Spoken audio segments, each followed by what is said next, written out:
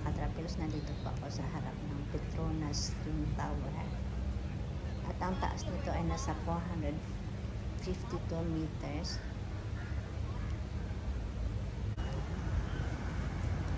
Alam niyo po, sobrang init. Kaya nagmamadali kami. Kasi aalis pa kami papunta sa isang place. Ito yung building na yun, ang dami nilang tanim sa labas. Nandito na po ako sa taas ng KL Tower. Ito yung taas niyan, 282 meters. At meron po itong restaurant sa taas, revolving restaurant. Ayan po, mag-iikot muna ako para makita natin yung view sa baba. Yan ay city ng Kuala Lumpur.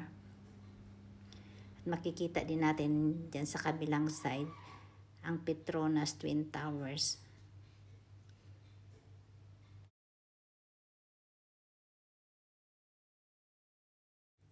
Ito po, umupo muna ako saglit at nahihilo ako at nakakalula tumingin sa baba.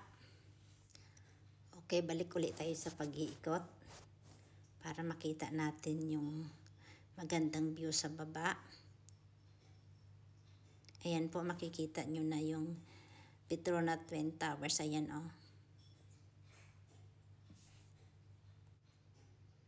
Ayan, tuloy-tuloy ang pag-ikot ko.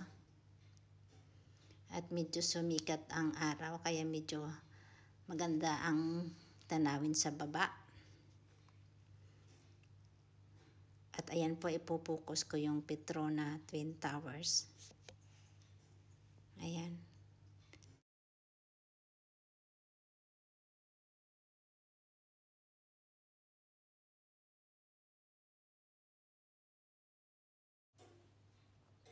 Kung hindi po kayo sanay sa mataas tapos titingin kayo doon sa baba, talagang malulula ka. Pero sulit naman ang pagtingin sa baba. Tingnan nyo naman ang ganda. Lilipat po tayo sa kabilang side. Hahanapin natin yung pinakamataas na building dito sa Kuala Lumpur. Ang pangalan ay Merdeka 118.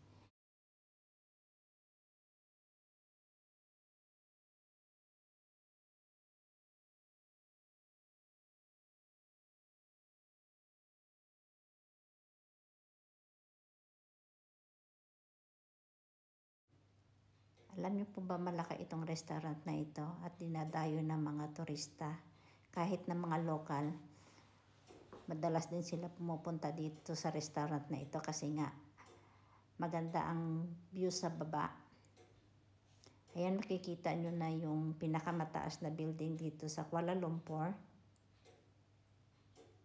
At ang pangalan niyan ay Merdeka 118 at ang taas niyan ay nasa 679 meters.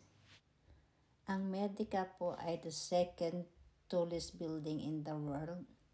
Ang number 1 ay Khalifa. Ang taas ay nasa 829 meters. Ang pangatlo yata nasa China, ang Shanghai Tower. At ang taas ng Shanghai Tower ay nasa 632 meters.